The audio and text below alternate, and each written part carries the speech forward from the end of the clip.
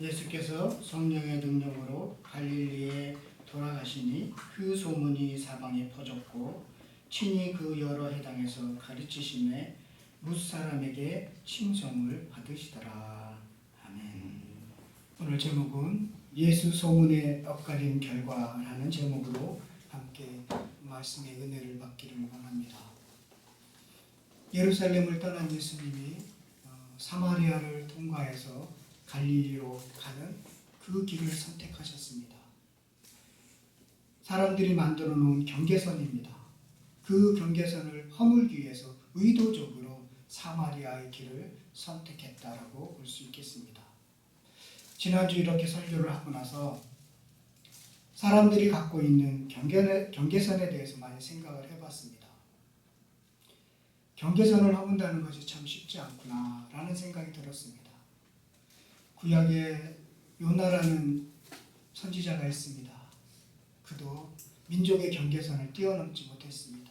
참 힘들었습니다. 자신의 나라를 괴롭히는 아수르에게 하나님께서 복음을 전하라고 했지만 그는 그 경계선을 뛰어넘는 게 너무 힘들었나 봅니다. 그래서 반대의 방향으로 갔었죠.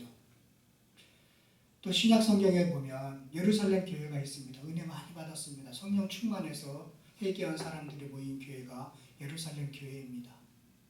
그런데요, 베드로가 어느 날 그 안디옥 교회를 방문했습니다. 그 안디옥 교회 성도들하고 밥을 식사를 하는데 예루살렘 교회에서 사람을 보냈습니다. 그랬더니 베드로가요, 그 식사를 안 한 것처럼 하면서 그 자리를 피했는 그런 일도 있었습니다. 그만큼 사람들이 쳐놓은 이 경계선을 이렇게 무너뜨리고 허물고 깬다는 것이 참 쉽지 않구나라는 생각이 들었습니다. 우리 사회도 이런 경계선에 많이 몸살을 앓고 있지 않습니까? 세대의 경계선, 중소기업과 대기업을 다니는 사람들에게 따른 경계선, 강남과 강북의 경계선, 그리고 어떤 부서 간의, 회사 내에서도 부서 간의 이런 경계선. 어떤 사람은 나는 참 사람을 낯가립니다. 그것도 사실은 자기 경계선을 치는 거죠. 제가 수요일마다 그 예배를 인도하는 덕대를 교수들, 직원들, 그리고 청소하시는 분들이 이렇게 세 부서가 모여서 기독인들이 예배를 드리는데요. 처음에는 직원들하고 청소하시는 분들만 함께 예배를 드렸습니다. 그래서 한 번은 통합해서 교수님들까지 해서 예배를 드렸는데 저는 아무 문제가 될까라고 생각 안 했습니다. 그런데 청소하시는 분들이 안 나오십니다. 그래서 이게 참 경계선을 깬다는 게 이렇게 쉽지 않은 거구나. 그래서 아무렇지도 않다고 생각했던 그런 일들이 이렇게 비일비재하게 일어나고 있구나라는 생각을 가졌습니다. 우리 교회도 그런 경계선을 치고 나서 내 경계선은 넘어오지 마라고 하지는 않습니까? 이런 생각을 가지고 많은 생각을 해봤습니다. 그러면서 목사들도 이런 경계선을 넘는데 참 힘들어하고 있구나. 목사들도 누구파, 누구 어디 학교 출신 이런 경계선에 자유롭지 못하는 것을 확인하면서 참 쉽지 않은 경계선을 우리가 갖고 있구나. 그러면 어떻게 해서 그 경계선을 넘어뜨려야 할까? 넘을 수 있는가? 예수님처럼 의지를 가지고 의도적으로 행동할 경우에 그게 조금씩 허물을 수 있겠구나라는 생각을 했고요.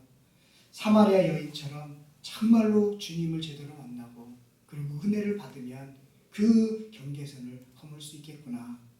이 두 가지 방법 말고 또 더 있을까? 이런 생각을 해봤습니다. 바울은 유대인입니다. 바리새인입니다. 근데 그가 예수님 앞에 사로잡혀서 선지자, 이방의 선지자로 부름을 받은 것처럼 그는 경계선을 깼습니다. 그것처럼 은혜 받은 사람만이 그 경계선을 깰 수 있겠구나 생각을 가졌습니다. 그래서 이런 지난주 설교를 하면서 이런저런 생각을 좀 하게 되었습니다. 이렇게 예수님은 경계선을 허무시고 사마리아에서요 이틀 동안 거기에 머무신 다음에 이제 다른 데로 가시는데 요한복음 4장 40절에 보면 이렇게 기록되어 있습니다. 사마리아인들이 예수께 와서 자기들과 함께 유하시기를 청하니 거기서 이틀을 유하시네. 이 사마리아인들은 유대인과는 상종도 안 했죠. 그들도 그것을 알고 있었습니다. 그런데 청함으로써 이틀 동안 예수님이 그 마을에서 복음을 전한 후에 그런 다음에 사마리아를 떠나서 이제 예수님은 북쪽 갈릴리로 올라가려고 했습니다. 그렇게 올라가는 중에 중간에 마을이 하나 있었는데 그 마을이 가나입니다. 그래서 예수님이 가나에 도착하기 전에 가나를 방문했는데요. 8, 9개월 전에 예수님의 행하신 표적과 그리고 이적과 성전 청소에 대한 소문이 가나뿐만 아니라 갈릴리 전역에 쫙 퍼졌습니다. 소문은 더 빠르죠. 그래서 그 사실을요, 오늘 본문의 14절에 보면 예수께서 성령의 능력으로 갈릴리에 돌아가시니 그 소문이 사방에 퍼졌다라고 말씀하고 있습니다.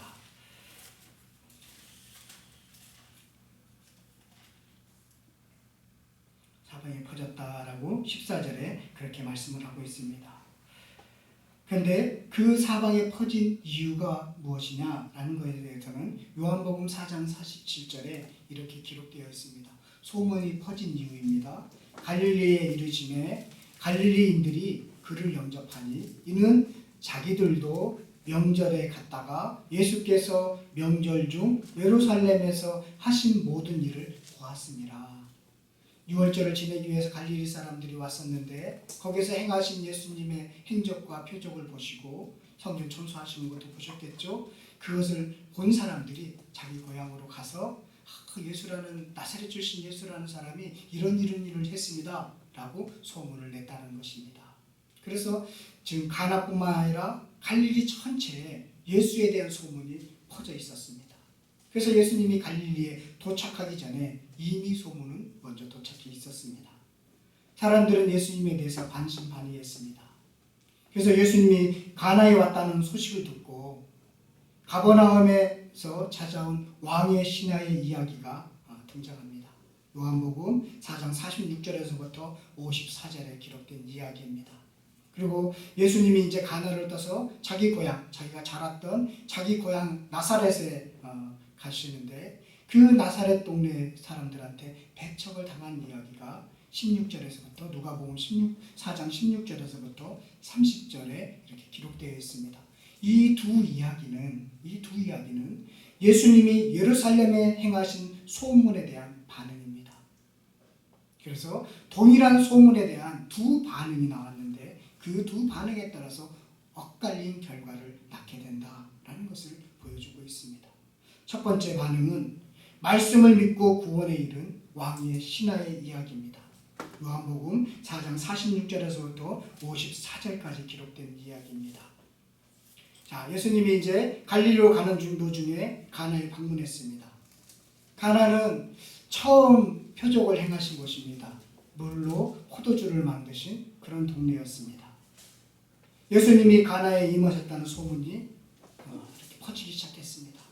그랬는데 그 소문이 퍼지자마자 34km 정도 떨어진 가버나움에서 왕의 신하의 한 사람이 예수님을 만나기 위해서 가나까지 찾아왔습니다. 엄청난 소문이죠. 빠르죠. 며칠을 머물렀는지는 모르겠습니다. 그런데 지금 예수님이 가나에 도착했다는 그 소문을 듣고 가버나움 34km. 지금 생각하면 34km는 그렇게 먼 거리는 아닙니다. 우리가 자전거를 타면 1시간도 안 걸리는 거리입니다. 그런데 그 당시에는 이렇게 교통수단이 별로 안 좋기 때문에 최소한 7, 8시간은 걸어야만이 갈 수 있는 그런 거리입니다. 그럼에도 불구하고 그가 지금 소식을 듣고 가나까지 찾아왔습니다. 그 이유는 열병으로 사경을 헤매고 있는 자기 아들을 살리기 위해서입니다. 부모를 키우신 분들은 아시겠죠. 애가 아프면 정신이 혼미해진다는 거. 어떻게 하더라도 살리고 싶은 마음이 부모의 마음이 아니겠습니까? 그런 마음 가지고 지금 왕의 신하가 지금 찾아왔습니다. 그는 주님을 만나자마자 체면불구하고 자기 집으로 오셔서 아들의 병을 고쳐주실 것을 간청합니다. 지금 이 신하는 주님의 능력이 필요했습니다. 그러나 이에 대한 예수님의 반응은 아주 달갑지 않았습니다. 우리 요한복음 4장 48절을 가서 한번 찾아봤으면 좋겠습니다.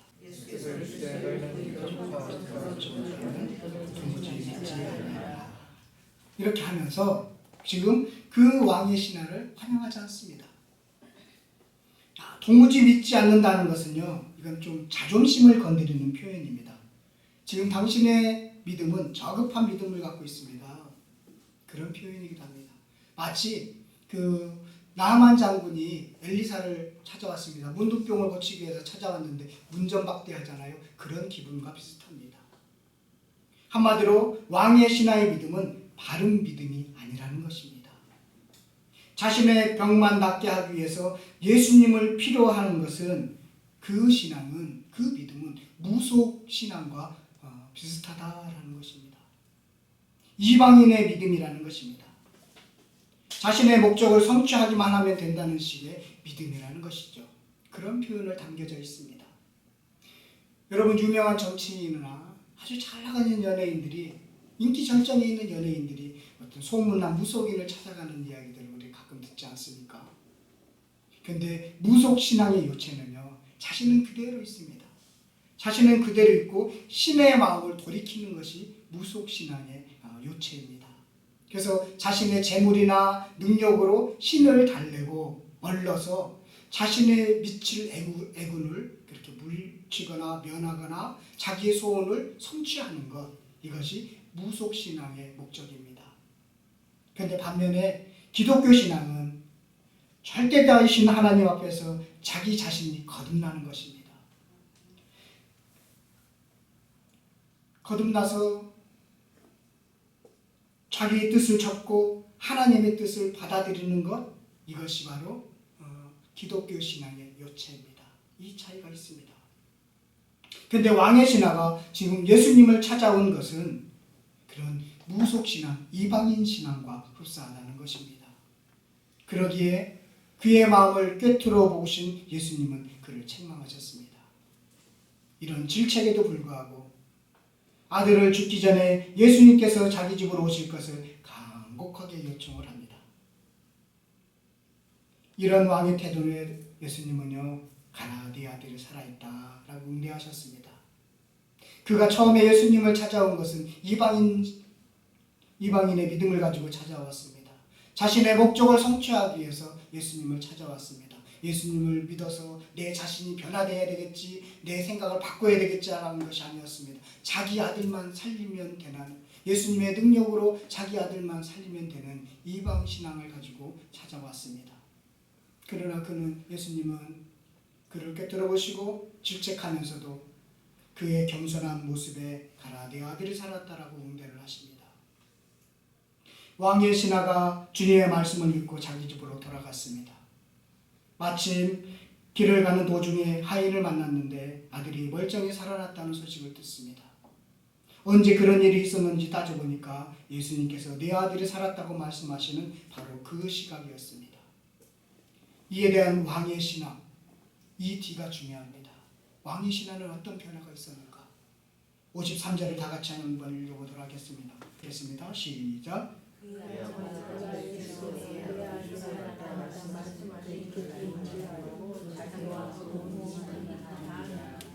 자기와 온 집안이 다 믿었다는 것입니다. 온 식구가 주님의 사랑과 거룩하신 영광과 능력을 맛본 후에 다 같이 예수님을 믿고 믿는 사람으로 살아갔다라는 것입니다. 이 부분이 중요합니다. 그의 가족이 예수님을 믿었다는 사실을 누가복음 8장 3절에서 확인할 수 있습니다. 누가복음 8장 3절에는 이렇게 기록되어 있습니다. 헤롯의 청지기 구사의 아내 요한나와 수산나와 다른 여러 여자가 함께하여 자기들의 소유로 그들을 섬기더라. 제자들을 섬겼다, 예수님을 섬겼다라는 것입니다. 여기에서 헤롯의 청지기 구사는 바로 지금 가버나움에서 가나까지 찾아온 왕의 신하로 보기도 합니다. 그의 왕의 신하와 지금 요한나가 예수님을 믿는, 예수님을 쫓아가는 인생을 살았다라고 볼 수 있겠습니다. 성도 여러분, 신앙생활을 하면서 왕의 신하와 같은 기적과 표적을 경험합니다. 우리도 경험합니다. 질병의 문제, 직장의 문제, 사람의 문제, 자녀의 문제, 그거 가지고 주님 앞에 나옵니다. 그리고 매달려 기도합니다. 간절히 매달려 기도합니다. 그래서 주님께서 긍휼을 베풀어 주셔서 문제를 해결해 주는 은혜를 맛봅니다. 그런데 그 이유가 중요합니다. 여기서 무속신앙이냐 기독교 신앙의 갈림길이 있습니다. 이후 자신의 믿음과 삶에 아무런 변화가 없다면 그는 예수님의 능력만을 이용하기를 원하는, 신의 능력만을 이용하는 애군을 물리치는 것 같은 무속신앙에 불과하다는 것입니다. 자기 스스로의 변화는 하나도 없으면서 단지 주님만을 변화시켜서 자신의 목적을 이루려고 하는 무속신앙에 불과하다는 것입니다. 처음 왕의 신하가 예수님을 찾아왔을 때는 그런 무속신앙, 이방인 신앙을 갖고 있었습니다. 그 믿음은 책망의 대상이었습니다. 참된 신앙은 체험 이후 주님을 믿는 사람으로 변화되어서 주님을 쫓는 인생이 되어야 되는 것입니다. 이것이 참된 기독교의 신앙입니다. 여러분, 기독교 말고도 다른 종교에서도 기적과 이적은 많이 있습니다. 그런데 그것을 우리는 참된 믿음이라고 봅니까? 아니죠. 기적과 이적 뒤에 만물을 창조하신 하나님이 계시구나라고 하나님의 자녀가 되는 것을 깨닫는 신앙, 이것이 진정한 기독교 신앙이라는 것입니다. 그래서 처음에 왕의 신하의 신앙은 이방인의 신앙이었지만 예수님을 만남으로써 그는 진정한 예수님을 쫓는 믿음의 신앙을 갖게 되었습니다. 여러분들의 그런 많은 경험들이 있습니까? 체험들이 있습니까? 그러면 자신을 한번 되돌아보십시오. 체험 이전과 체험 이후에 나의 삶은 어떻게 변화되었는지 한번 진지하게 생각해 볼 필요가 있다 생각이 듭니다. 이처럼 예수 소문에 대한 이방인, 복음의 소외자 이방인, 복음을 받아들일 수 없는 이방인, 그 왕의 신하의 반응은 처음에는 표적으로 출발했습니다. 예수님의 능력을 필요해서 출발했습니다. 그러나 예수님의 책망을 듣고 겸손히 그것을 받아들임으로써 믿음으로 반응함으로써 자식이 나아지고 회복되고 그 이후에 예수님을 믿게 되었다라는 것으로 지금 이야기가 종결되고 있습니다. 이것은 예수님 소문에 대한 첫 번째 반응이었습니다. 그러면 두 번째 반응은 꼭 믿어야 하는 동네 나사렛 사람들, 회당에 모인 사람들이 예수님을 배척했다는 것입니다. 이게 두 번째 이야기. 첫 번째 이야기와 두 번째 이야기에는 대칭을 이루면서 우리에게 가르쳐주고 있는 것입니다. 그 후에 이제 가나에서 그런 다른 일도 많이 있었겠죠. 특히 지금 가버나움에서 온 왕의 신하의 이야기가 아주 두드러진 것이죠. 그 위에 주님께서는 가나를 떠나서 그가 자라나신 갈릴리 나사렛에 가셨습니다. 나사렛에 살고 있는 유대인들은 똑같은 소문을 들었습니다. 그리고 예수님의 말씀을 들었습니다. 그런데 그 이후에 예수님을 배척하고 죽이려고 했습니다. 이 사실은 누가복음 4장 16절에서부터 30절까지 기록된 이야기입니다. 가나에서요 서남쪽으로 한 6km 정도 떨어진 곳에 갈릴리 나사렛이 있습니다. 그 나사렛에 이르자 예수님께서는 늘 하시던 대로 4장 16절에 보면 늘 하시던 대로 예수께서 그 자라나신 곳 나사렛에 이르사 안식일에 늘 하시던 대로 회당에 들어가서 성경을 읽으려고 서심해 라고 말씀하고 있습니다. 늘 하시던 대로가 중요합니다. 안식일에 자기 규례대로 회당에서 들어가셨습니다. 예수님은 이런 행동은 유대인의 전통과 질서를 깨트리지 않았음을 우리에게 보여주고 있습니다. 그리고 예수님은 안식일이 되면 회당에 가서 청중들과 함께 앉아서 하나님께 예배를 드리는, 하나님의 말씀을 듣는 그런 일들을 안식일마다 늘 해왔다는 것입니다. 그러니까 공생애를 시작하기 전에도 그렇게 회당에 들어가서 그런 회당 예배를 드리고 회당에서 율법을 낭독하는 그런 일들을 했다는 것입니다. 그래서 늘 하시던 대로 지금 안식일에 들어가서 예수님이 이렇게 성경을 읽으려고 했습니다. 이 회당 제도는 사실은 좀 우리가 알아야 되는데요. 회당 제도는 바벨론 포로 이후에 생겼습니다. 그러니까 유대가 망하고 586년에 망하고 나서 그러니까 포로로 다 끌려갔잖아요. 그러니까 동물 제사를 자유롭게 드릴 수가 없게 된 거예요. 그래서 그 동물 제사를 자유롭게 드릴 수 없는 유대인들이 율법을 낭독하는 것으로 제사를 대신했습니다.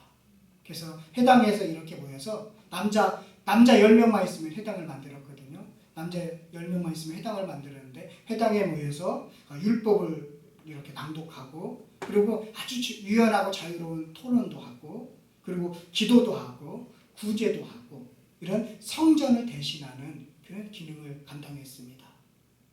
그래서 예수님 당시에는 서기관들과 바리새인들이 그 회당장으로서 그 역할을 감당했습니다. 그러니까 지금으로 얘기하면 목사라고 얘기하겠죠. 그때는 서기관과 바리새인들이 거기 회당장의 역할을 감당했습니다. 그래서 회당에서 율법을 교육하고요. 그리고 자유로운 토론들을 많이 했습니다. 기도도 하고 지금 우리의 예배 형식과 좀 비슷하다라고 좀 볼 수 있겠습니다. 그래서 예수님은 이제 고향에 방문해서 회당에 들어가셔서 이제 누가 방문하잖아요. 아니면 그러면 이 성경이 모세오경 이렇게 두루마리로 되어 있습니다. 모세오경이 있고 그리고 선지서들이 있고 이런데 그날따라 돌아가면서 어느 날은 뭐 창세기를 읽었으면 그 다음에는 뭐 민수기를 읽는다 이렇게 순서가 있다는 것입니다. 모든 성경이 해당마다 다 있는 건 아니잖아요. 성경이 귀하잖아요. 지금처럼 이렇게 돼 있는 게 아니라 엄청난 이사야만 해도 엄청난 분량이 있을 건데 그런데 그날따라 이제 회당장이 예수님이 회당에 들어오시니까 회당장이 당신이 오늘 성경을 낭독하십시오 이렇게 권한을 줄 때 그가 이제 나가서 읽고 이렇게 토론을 할 수 있게 되어 있습니다. 그런데 그날따라 이 회당장이 준 성경이 이사야서였던 거죠. 그런데 이사야서도 파피루스로 되어 있으니까 하나 딱 찾아야 되는데 그게 지금처럼 절 이렇게 장으로 되어 있는 게 아니라 이렇게 딱 폈는데 그 성경이 나온다는 건 참 쉽지 않은 일입니다. 그런데 예수님이 그 성경을 갖고 딱 폈는데 그 성경의 말씀이 이사야서 61장 1절과 2절의 말씀이었습니다. 그래서 이제 그 말씀을 쭉 읽으니까 지금 회당에 앉아있는 사람들은 이 말씀이요 메시아에 관한 구체적인 내용인 것을 많이 알고 있습니다. 메시아는 눌린 자를 자유케 하시고 마음 상한 자에게 위로를 주시고 구속된 자에게 참된 해방을 주시고 캄캄한 가운데 있는 자들에게 빛을 주시고 가난한 자를 불쌍히 여기시고 특별한 은혜를 베푸시는 그런 분 메시아가 오십니다 라는 것을 그들은 알고 있었습니다. 그 메시아를 기다렸습니다. 사실 예수님은 이 일을 하시기 위해서 오셨던 것이죠. 그렇게 읽었습니다. 그렇게 두루마리로 된 이사야의 말씀을 읽으신 다음에 예수님이 이제 자리에 가서 앉으셨습니다. 그랬더니 이제 회당에 모인 사람들이 다 예수님을 주목했습니다. 그들은 속으로 이렇게 생각했을 것입니다. 그러면 언제지? 그러면 그 사람이 언제 온다는 것이지? 지금 예루살렘에서 많은 기적과 이적을 행한 특별한 예수인데 그가 그 시점을 알려주지 않을까? 그래서 그 앉아있는 회중들은 그때가 아주 중요했습니다. 예수님의 제자들도 그때가 중요했었죠. 그들도 마찬가지로 그러면 그때가 언제입니까? 라는 마음속으로 예수님을 주목했던 것입니다. 그래서 예수님은 그때 그 시기에 대해서 말씀하십니다. 21절을 한번 볼까요? 4장 21절의 말씀입니다. 함께 읽도록 하겠습니다. 시작. 예수께서 그들에게 말씀하시되 이 글이 오늘 너희 귀에 응하였느니라 하시니 이 글이 오늘 너희 귀에 응하였느니라. 다른 말로 말하면 너희가 지금 그 일을 보고 있지 않느냐? 내가 바로 그 사람이야. 하나님께서 보낸 그야. 큰 은혜를 주시려고 보낸 그 사람이야 라는 것으로 지금 말씀하고 있는 것입니다. 자, 그런데 여기까지는요 예수님의 말씀에 회당에 모인 모든 사람들이 이 반응이요 22절에 보면 은혜롭다라고 표현하고 있습니다.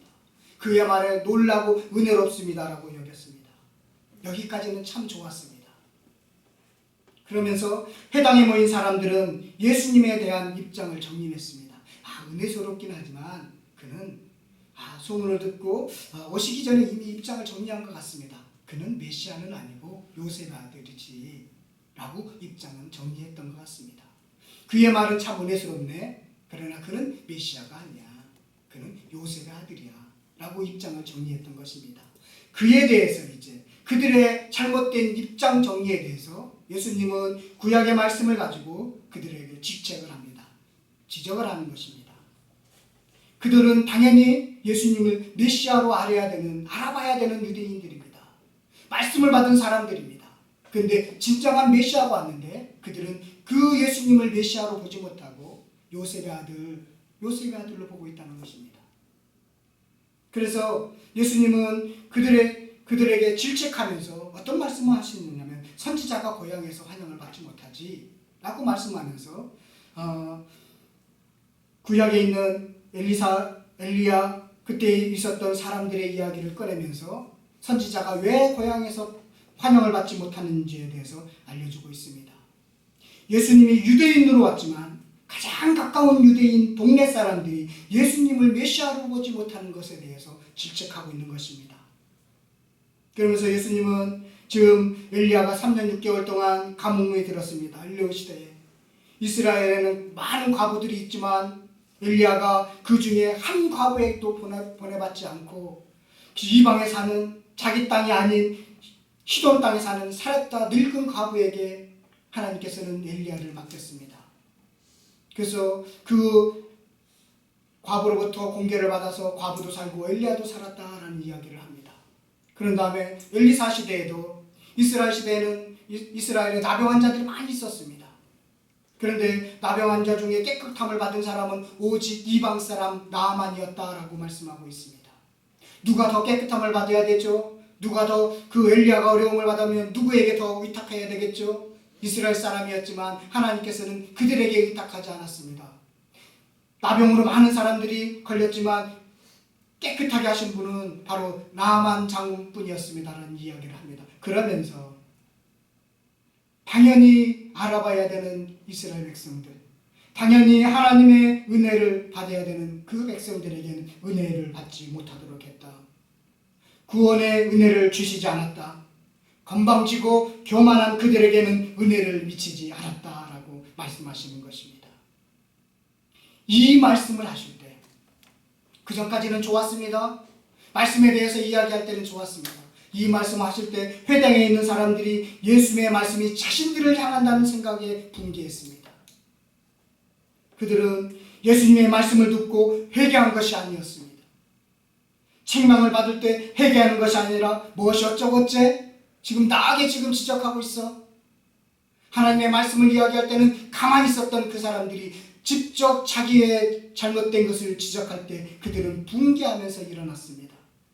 그러면서 예수님을 밖으로 끌고 나갔습니다. 그리고 그들은 동네 낭떠러지에 떨어져서 예수님을 죽이려고 했습니다. 그러나 예수님의 권위로 예수님의 때가 아니기에 그들은 꼼짝하지 못했습니다. 태연히 예수님은 그들 가운데 지나가셨음을 보여주고 있습니다. 회당에 모인 사람들은 말씀을 듣고 은혜롭다고 반응을 보였습니다. 그러나 자신을 향한 책망에 분개했습니다. 바른 말씀을 하신 예수님을 죽이려고 낭떠러지로 끌고 갔습니다. 예수님과 가장 가까운 유대인 나사렛 동네 사람들은 예수의 소문을 듣고 회당에서 말씀을 들었지만 예수님의 책망에 회개하기는커녕 거꾸로 예수님을 죽이려고 했습니다. 유대인이 복음을 받아들이는데 실패했음을 보여주고 있는 것입니다. 이방인은 성공했지만 유대인은 실패했습니다라는 사실을 두 사건의 이야기를 통해서 우리에게 가르쳐주고 있습니다. 예수 소문에 대한 반응입니다. 성도 여러분, 말씀에 전해지면 늘 두 반응이 나옵니다. 어찌해야 하나 가슴을 치며 회개하는 사람들이 있습니다. 그들에게는 하나님의 은혜가 미칩니다. 그런데 말씀이 동일하게 전해졌음에도 불구하고 동일하게 예수 소문이 났음에도 불구하고 저놈을 어떻게 죽일까 라고 교만한 사람에게는 심판이 임하게 되어 있습니다. 요즘 여러분들은 말씀에 대한 반응은 어떻습니까? 왕의 신하와 같이 믿고 돌아가는 그런 반응을 보이고 있습니까? 아니면 책망에 반발하는 회당에 모인 사람들처럼 반응하고 있습니까? 잘못을 지적받으면 잘못했습니다라고 겸손히 반응을 보이는 것이 변명과 회피로 일관하는 사람들인지 기독교의 도리가 아닙니다. 변명과 회피하는 사람들은 기독교의 도리가 아닌 것입니다. 잘못에 대해서 책임을 지고 회개하고 불쌍히 여길 것을 하나님께 구하는 것이 기독교인들의 태도입니다. 지금 똑같은 예수 소문이 났지만 복음에 소외된 사람, 그 사람은 예수님을 믿고 구원에 이르렀지만 예수님의 백성으로 자취하는 유대인, 가장 예수님과 가까이 있었던 나사렛 동네 회당에 모인 사람들은 예수님을 배척했습니다. 그러면 예수님이 원하시는 사람은 누구일까요? 예수님이 이제 갈릴리 사역을 본격적으로 시작하면서 공생애를 이제 본격적으로 시작하면서 마치 사명선언문과 같은 그런 말씀들이 있습니다. 그 말씀이 마태복음 4장 17절, 마가복음 1장 14절, 15절의 말씀입니다. 마태복음 4장 17절 이렇게 말씀하고 있습니다. 이때부터 예수께서 비로소 전파하여 이르시되 회개하라 천국이 가까이 왔느니라 하시더라. 회개하라. 왜냐하면 천국이 가까이 왔기 때문입니다.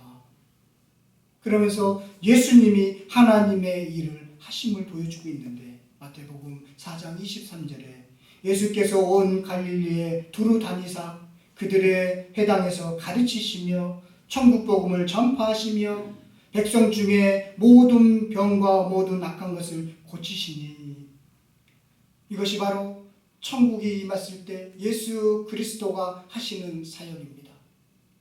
하나님 나라가 임했습니다. 그러면 무엇을 해야 되냐면 회개해야 된다는 것입니다. 마가복음 1장 14절 15절의 말씀도 이렇습니다. 요한이 잡힌 후에 예수께서 갈릴리에 오셔서 하나님의 복음을 전파하여 이르시되 때가 찼고 하나님 나라가 가까웠으니 회개하고 복음을 믿으라 하시더라. 하나님 나라가 세상 속으로 틀고 들어왔다. 이제 회개하고 복음을 믿으라는 말씀입니다. 예수가 왔습니다. 예수님이 하나님의 나라의 일을 하고 있습니다. 그가 하나님의 나라입니다. 그러면 그 가르침을 받고 그 치유를 받고 그 전도함을 받은 사람들은 어떻게 해야 되느냐? 회개해야 된다는 것입니다. 이것이 하나님이 원하시는 사람이라는 것입니다. 지금도 예수의 소문이 퍼졌습니다. 어쩌면 어떤 사람은 오늘 주일날 맞아서 표적을 기대하면서 기도 제목이 성취되기 위해서 예수님 앞으로 나오기도 할 것입니다. 작은 표적을 통해서 예수님을 믿어 구원에 이르는 은혜를 경험하는 사람도 있는가 하면 그 표적을 통해서 그냥 그대로 살아가는 사람도 있을 것입니다. 어떤 사람은 자신이 갖고 있는 하찮은 성경의 지식으로 자신이 갖고 있는 전통의 틀을 갖고 예수님을 재단하려고 하는 사람도 있을 것입니다. 가끔 은혜를 받았다고 얘기도 하지만 그는 자신을 향한 질책을 받았을 때 동기할 것입니다. 성도 여러분, 지금 예수님이 원하시는 것은 무엇일까요? 예수님 앞에 나오시는 자마다 참된 회개를 원하십니다.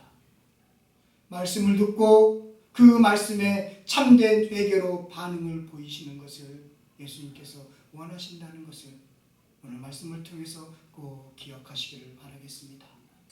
참된 회개해야 될 자는 회개하지 않고 회개에 예민된 사람들은 회개하고 주님을 믿는 복이 있었던 것처럼 여러분들은 지금 예수 소문을 우리는 듣고 있습니다. 우리의 반응은 주님 앞에 엎드려 회개함으로 나아가는 그런 은혜가 있기를 간절히 바라겠습니다.